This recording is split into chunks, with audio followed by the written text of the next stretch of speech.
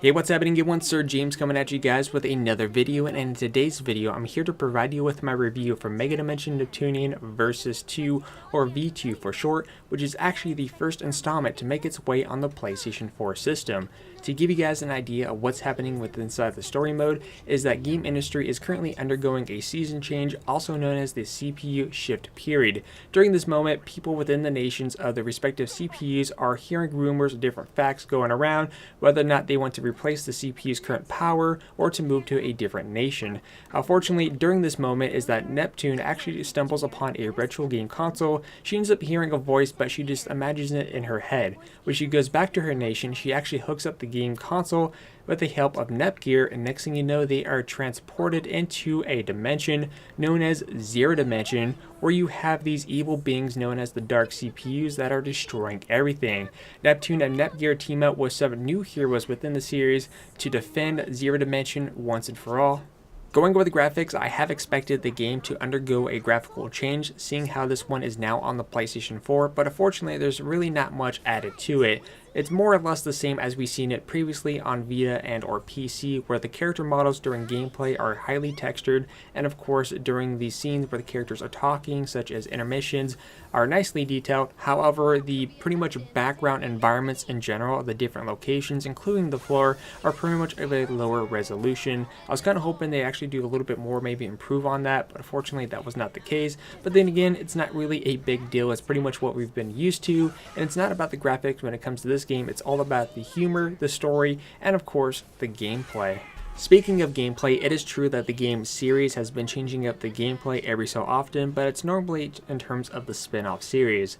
This time around, it's actually going back to the original roots in terms of turn-based strategy, where you get to go a set number of times and so does the enemy. Of course, you could also prolong that or continue your attack by using abilities and or items to aid you during battle.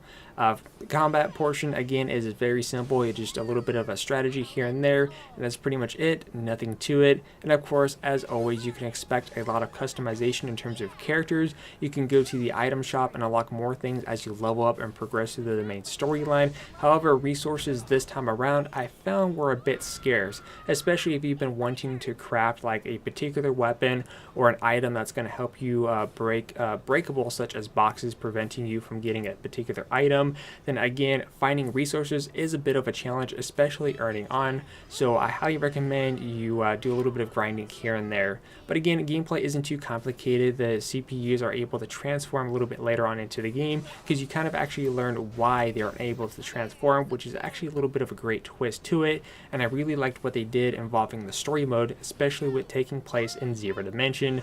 But again, the gameplay is a lot of fun, as you to expect. Let me explain to those in the audience new to the series.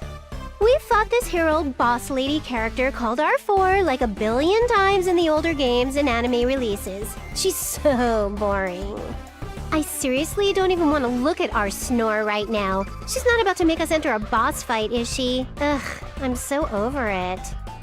Big sis, maybe you should be less meta in explaining it so the players get a more immersive, believable experience. Now, quickly going over the sound aspect, the voice actors did a fantastic job portraying their roles as their respective characters, and as always, you could find a lot of humor, breaking the fourth wall, and so much more within this title, as you would expect from any Hyperdimension, Megadimension, or any of the spin-off titles from this series. But again, the sound aspects in terms of the voice acting, the humor, and of course the soundtrack did not disappoint. Now, going over the game's lifespan, this game definitely has a high replay value, because this is not a game that you're going to be able to complete in a matter of 5 to 6 hours. This is Megadimension. This has a massive story happening, technically 3 stories if you want to count some of the things that are happening, which I won't mention for spoiler reasons. But again, there is a lot of things to do within the title. Of course, as always, you are going to have a little bit of grinding here and there,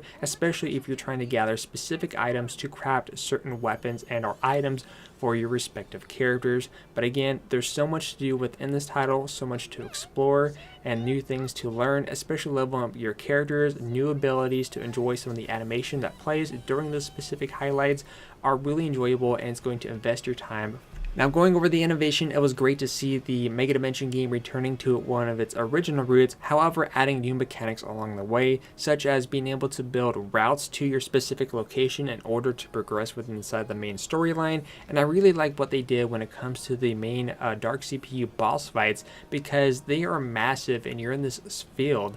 And basically you're able to traverse to different platforms and locations to flank the enemy.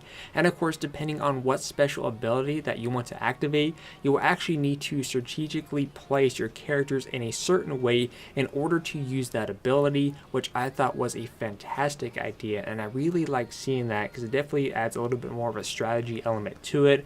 But overall, this game is a lot of fun. If you've been a big fan of the Hyperdimension games or any of the spin-off titles, then you know exactly what to expect here. Expect a lot of humor, great replay value, but in the end, I'm going to give this game a 10 out of 10.